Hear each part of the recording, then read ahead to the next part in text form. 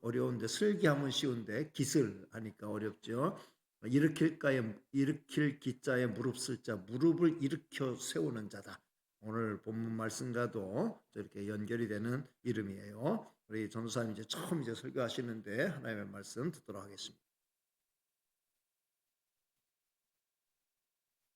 네. 목사님께서 소개해 주셨던 대로 박기슬 전도사라고 합니다. 제가 참 많이 부족하고 또 서툴고 연약한 자인데 전도사라는 이유 하나만으로 하나님의 말씀을 전하는 자리에 서게 되어서 참 민망하기도 하고 부담스러운 마음도 있는 것 같습니다. 이 설교의 자리에 서는 것이 제 개인적으로는 조금 나름 중대한 일이고 또 엄중한 자리라서 그런 부담도 있는 것 같지만 하나님의 말씀을 나누는 자리가 그만큼 또 영광이 있고 생명이 있음을 믿기에 그 믿음으로 이 자리에 설 수 있는 것 같습니다. 오늘 이사야서 말씀을 함께 나누는 시간을 통해서 또 살아있고 활력이 있는 하나님의 말씀이 우리 삶에 감동이 되고 감격이 되는 그런 시간이 되었으면 좋겠습니다. 먼저 제가 짧게 기도하고 함께 말씀 보도록 하겠습니다. 좋으신 주님 참 감사합니다.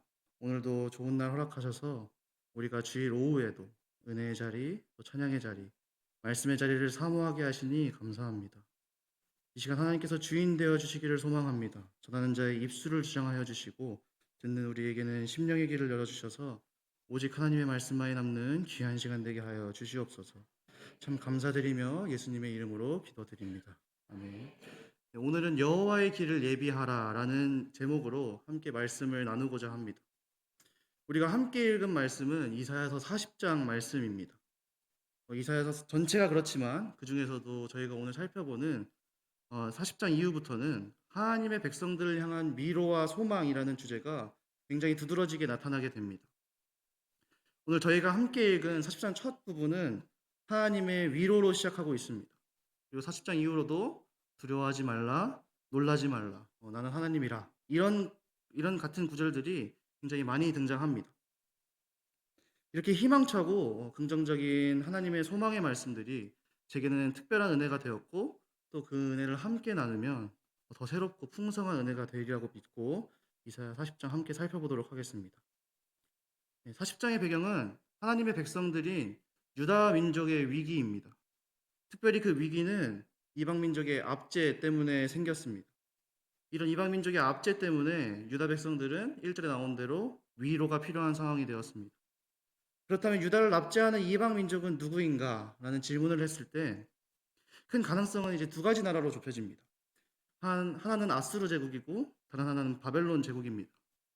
이사야서가 이 이방 민족의 정체에 대해서 명시적으로는 언급하고 있지 않기 때문에 그 민족이 누구인지는 정확히 알 수 없지만 그러나 중요한 것은 그 이방 민족의 압제 때문에 유다 민족이 또 하나님이 선택한 그 백성들이 위기를 맞았고 특별히 그 위기는 신학적인 위기로 나타나게 되었다는 것입니다. 신학적인 위기는 무엇입니까? 하나님께서 택하신 백성들이 받는 고난에 대해서 어떻게 생각할 것인가? 그 고난 가운데 하나님은 왜 침묵하시는가? 정말로 하나님께서 자신의 백성들을 구원하실 수 있는가? 그런 능력이 있는가? 이런 의심들입니다. 이방 민족의 침략과 압제는 유다 민족 눈앞에 보이는 현실이었습니다. 이런 현실 앞에 유다 백성들은 하나님에 대한 믿음이 점점 옅어지기 시작했습니다. 하나님께서는 이렇게 의심하는 하나님의 백성들에게 오늘 이사야를 통해서 하나님께서 위로와 소망의 말씀을 전달해 주시는 방식을 택하셨습니다. 그래서 하나님께서는 40장을 시작하시며 바로 위로라는 단어를 사용해 하나님의 백성을 위로하시고자 하십니다. 그리고 더 나아가 하나님의 백성은 그 현실 앞에서 무엇을 바라봐야 하는지, 무엇을 소망해야 하는지 친히 알려주시기를 원하십니다. 이제부터 40장 1절부터 11절까지 함께 살펴보도록 하겠습니다. 단위를 끊어서 보면 좋을 것 같아서 먼저 1절부터 2절까지 함께 한 목소리로 읽도록 하겠습니다. 앞에 화면이 잘 보이시나요? 네.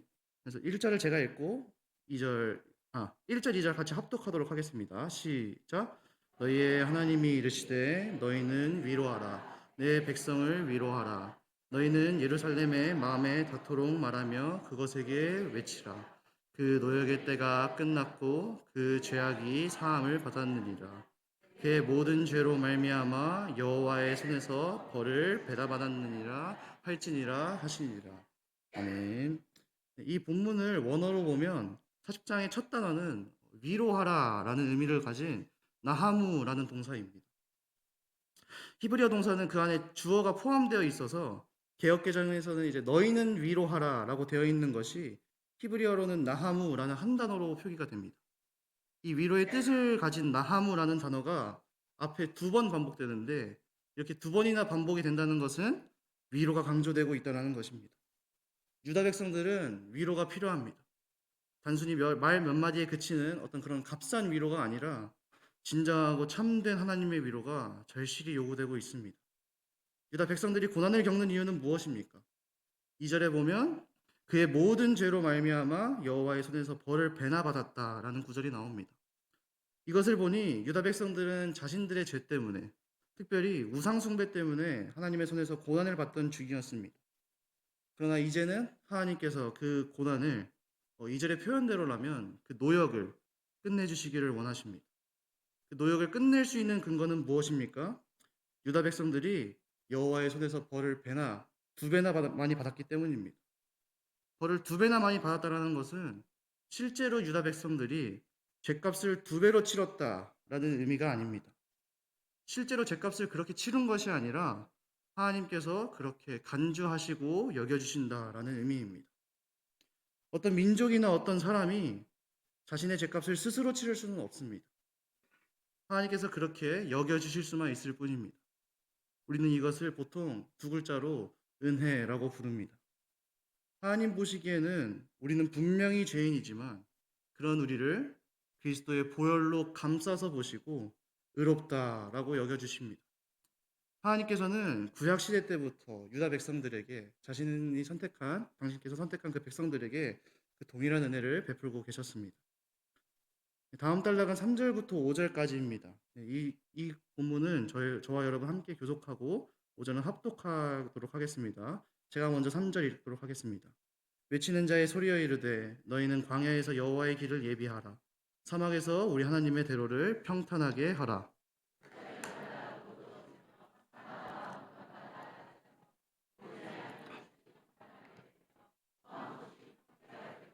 같이 읽겠습니다. 여호와의 영광이 나타나고 모든 육체가 그것을 함께 보리라.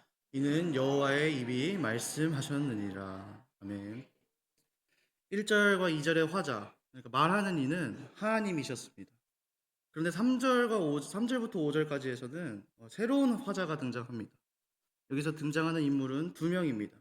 외치는 자의 소리를 담당할 사람과 그 외치는 자에게 이렇게 외쳐라 라고 말하는 사람, 이렇게 2명입니다. 3절부터 5절까지는 그 외치는 자가 무엇을 외쳐야 되는지 그에 대한 내용이 나와 있는 것입니다. 여기서 이 등장인물들의 정체는 불분명한데 그러나 이 등장인물들은 하나님의 말씀을 효과적으로 전달하는 어떤 문학적 장치이기 때문에 이들의 정체는 그리 중요하지는 않습니다. 중요한 것은 이 소리를 통해서 하나님께서 무엇을 말씀하시고자 하는가입니다. 3절 처음에 보시면 명령이 등장합니다. 너희는 광야에서 여호와의 길을 예비하라. 유다 백성들은 여호와의 길을 예비해야 하는데 그 장소가 광야입니다. 광야의 핵심 이미지는 고난과 어려움입니다. 3절은 고난과 역경이 있는 그 광야에서 여호와의 길을 예비하라라고 말합니다. 이것이 무슨 의미입니까? 하나님께서 백성들이 있는 그 광야에 백성들의 어려움 속에 직접 오실 것이라는 의미입니다. 하나님은 당신의 백성들의 어려움을 결코 외면하지 않으십니다. 아니, 외면하실 수가 없습니다. 그분의 능력은 크고 위대해서 그분이 오실 길은 반드시 대로 큰 길이 되어야 합니다. 백성들이 할 일은 하나님께서 자기 백성들을 돌보시러 오실 것을 굳게 믿고 그 길을 미리 예비하고 준비하는 것 뿐입니다. 4절에서는 하나님께서 오실 때 이 세상의 모습을 그리고 있습니다. 산과 언덕은 낮아지고 골짜기는 메워지고 험한 곳은 평지가 됩니다. 이 모든 것들은 은유적인 표현이고 그 은유의 핵심은 평화, 샬롬입니다. 아직 유다 백성들은 광야밖에 보지 못하고 있습니다. 그럼에도 불구하고 하나님께서 오실 때 그 평화가 샬롬이 도래할 것을 믿으며 하나님께서 직접 오실 대로를 준비해야 합니다. 오전에 하나님께서 오실 때 그분의 영광이 나타날 것이고 그 영광이 너무 찬란해서 모든 육체가 그것을 볼 것이라고, 좀 더 생생히 말하면 볼 수밖에 없을 것이라고 말하고 있습니다. 뒤에 여호와의 입이 말씀하셨다는 구절은 이 진술이 변하지 않는다, 확실하다라는 것을 담보해 줍니다. 이것은 이사야라는 한 선지자가 전하는 위로의 말이 아닙니다. 반드시 그렇게 될 것이라는, 하나님의 영광이 나타날 것이라는 여호와의 입에서 나온 하나님의 약속입니다. 그렇게 하나님의 영광이 이 땅에 나타날 것이라는 약속은 지금도 확실하여서 변할 수가 없는 것입니다. 이어서 함께 6절부터 8절까지의 단락을 함께 살펴보면 좋겠습니다. 2절도 함께 교독하시고 마지막 8절 합독하도록 하겠습니다. 제가 6절 읽겠습니다. 말하는 자의 소리여 이르되 외치라. 대답하되 내가 무엇이라 외치리까 하니 이르되 모든 육체는 풀이요 그의 모든 아름다움은 들의 꽃과 같으니.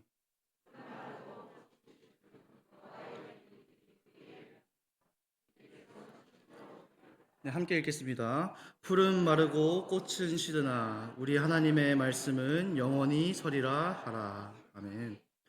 네, 앞에 나온 3절부터 5절이 하나님에 대한 묘사였다면 6절부터 8절은 인간에 대한 묘사입니다. 하나님은 능력이 많으시고 위대하시지만 인간은 나약하고 보잘것없고 무능합니다. 여기서도 두 등장인물이 등장합니다. 어떤 사람이 말하는 자에게 말합니다. 외치라. 말하는 자는 그 말에 대답합니다. 내가 무엇이라 외치리이까. 그러자 무엇을 외쳐야 하는지 그 내용을 알려줍니다. 모든 인생은 풀이요 그의 모든 아름다움은 들의 꽃과 같다. 풀과 꽃은 정말 아름답습니다. 하나님께서 지으신 것이기에 아름답지만 그것들은 매우 빨리 시들고 말라버립니다. 오늘 여기에 있다가 내일이면 아궁이에 던져질 그런 유한한 아름다움이라는 것입니다. 그에 반해 하나님의 아름다움, 하나님의 영광은 영원합니다. 우리가 너무 잘 알고 있는 8절에서는 그 하나님의 영광과 풀과 꽃과 같은 인간의 영광을 직접적으로 대비하면서 말하고 있습니다. 풀은 마르고 꽃은 시드나 우리 하나님의 말씀은 영원히 서리라. 인간의 영광과 그 힘을 의지하면서 지금 유다를 납치하고 있는 그 이방 민족은 곧 시들고 말라버리는 존재들입니다. 그러나 자신의 힘을 의지하지 않고 자신은 유한한 존재임을 인정하며 영원하신 하나님의 말씀을 굳게 믿는 그 하나님의 백성들은 그 말씀에 의지하여서 영원을 살 것입니다. 유다 백성들의 눈에는 당장 그 이방 민족이 커 보이더라도 하나님께서 지금 하나님 당신을 의지할 것을 요구하고 계십니다. 마지막 단락 9절부터 11절까지입니다. 여기도 함께 교독하고 마지막 절 합독하도록 하겠습니다. 아름다운 소식을 시온에 전하는 자여 너는 높은 산에 오르라. 아름다운 소식을 예루살렘에 전하는 자여 너는 힘써 소리를 높이라. 두려워하지 말고 소리를 높여 이르기를 너희의 하나님을 보라 하라.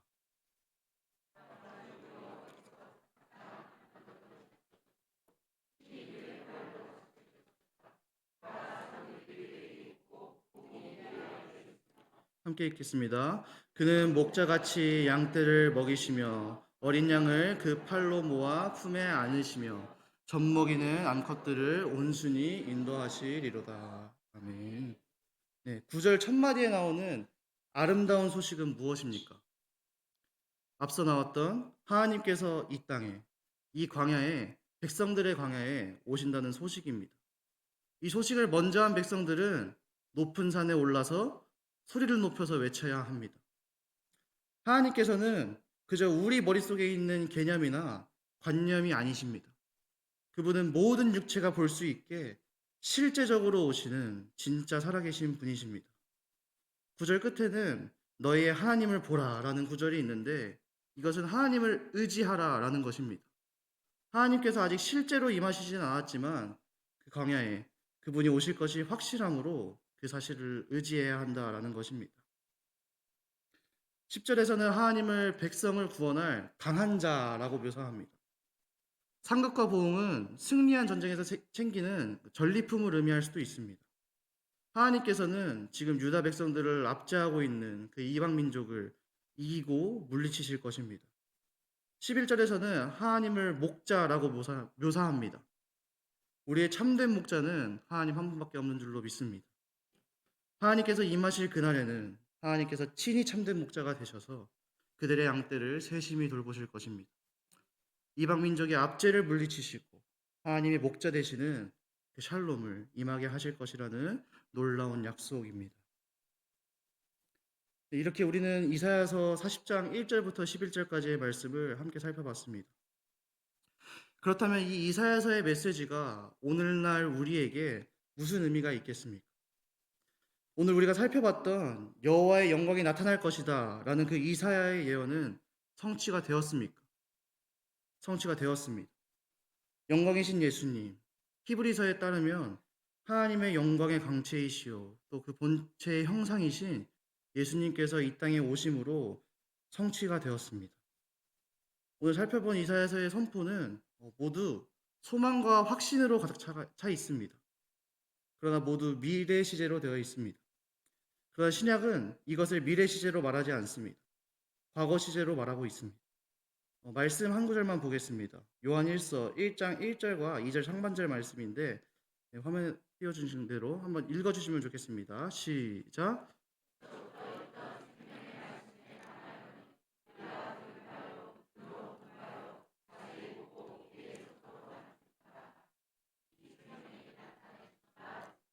아멘. 여기서는 이 생명이라고도 표현된 예수님은 하나님의 영광의 광채로 나타내신 바 되었습니다. 유다 백성들이 그토록 고대하고 기다렸던 그 여호와의 영광으로 말입니다. 그러나 그들 중 대부분이 하나님의 영광이신 그분을 알아보지 못했습니다. 오히려 예수님을 영광으로 인정하지 않았고 박해하고 핍박하고 십자가에 못 박아 죽였습니다. 왜냐하면 그분의 모습이 기대와 너무 달랐기 때문입니다. 영광으로 오셨다고 말씀하신 그분께서 사람들의 질타를 받으며 십자가에 달렸고 실제로 죽으셨습니다. 상식적으로 십자가에 달려서 죽는 분이 어떻게 영광의 광채, 하나님의 영광의 광채라고 생각할 수 있겠습니까? 이것은 그들이 고대했던 하나님의 영광과는 정반대의 모습이었기 때문에 받아들이기가 힘들었습니다. 그러나 그 영광이신 그분께서는 계속 죽은 채로 머무시지 않았습니다. 아니, 그럴 수가 없었습니다. 그분은 사망에 매여 있을 수가 없어서 다시 살아나셨습니다. 그렇게 부활하셔서 죽을 수밖에 없었던 우리를 위로하시고 생명의 길을 보여주시며 자신이 하나님의 영광됨을 친히 증명하신 히브리서의 아름다운 표현을 빌리면 우리 구원의 창시자가 되셨습니다. 하나님의 영광이 나타날 것이라는 예언은 이미 2000년 전 예수님께서 이 땅에 오심으로 성취되었지만 주님께서 다시 오실 때 완벽하게 성취될 것입니다. 그분이 다시 오실 때는 처음 모습과는 완전히 다르게 오실 겁니다.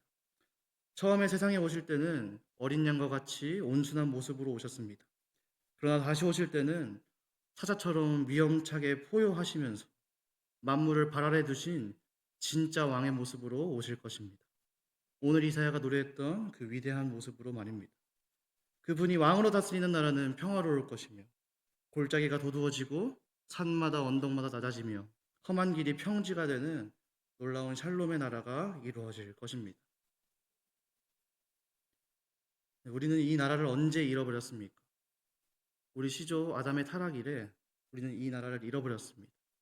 세상의 나라는 투기와 살인, 도둑질과 음란, 미움과 시기, 질투로 가득하고 진정한 평화는 어디에도 존재하지 않습니다.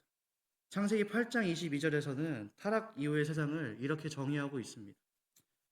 땅이 있을 동안에는 심음과 거둠과 추위와 더위와 여름과 겨울과 낮과 밤이 쉬지 아니하리라.